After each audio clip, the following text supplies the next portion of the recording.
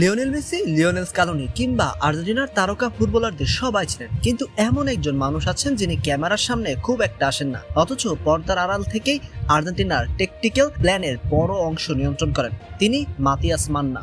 অনেকের কাছে তিনি আর্জেন্টিনার জাতীয় দলের শ্যাডো ব্রেন।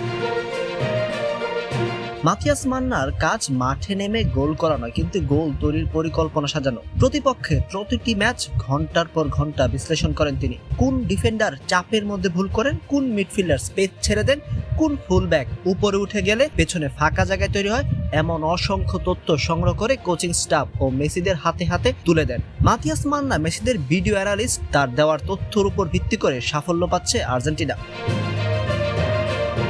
শুধু প্রতিপক্ষ বিশ্লেষণই নয়, ম্যাচ চলাকালেও বিভিন্ন পরিস্থিতির সম্ভাব্য সমাধান নিয়ে কাজ করেন তিনি।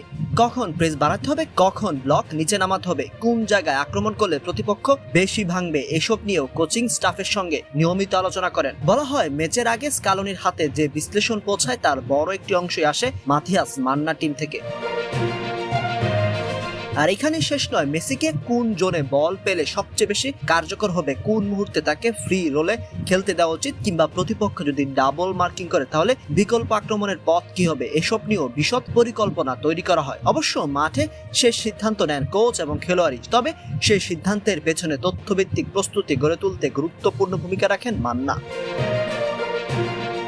আধুনিক ফুটবলে ম্যাচ শুধু 90 মিনিটে জেতা হয় না, ম্যাচ জেতা শুরু হয় অনেক আগে। ভিডিও রুমে, বিশ্লেষণের টেবিলে, অসংখ্য ক্লিপ আর ডেটার ভিতরে। সেই নীরব যুদ্ধের অন্যতম সৈনিকই মাতিয়াস মান্না। হয়তো ক্যামেরা তার দিকে ঘোরে না, সংবাদ সম্মেলনেও তাকে দেখা যায় না, কিন্তু আর্জেন্টিনার টেকটিক্যাল প্রস্তুতির আলোচনায় তার নাম বারবার উঠে আসে।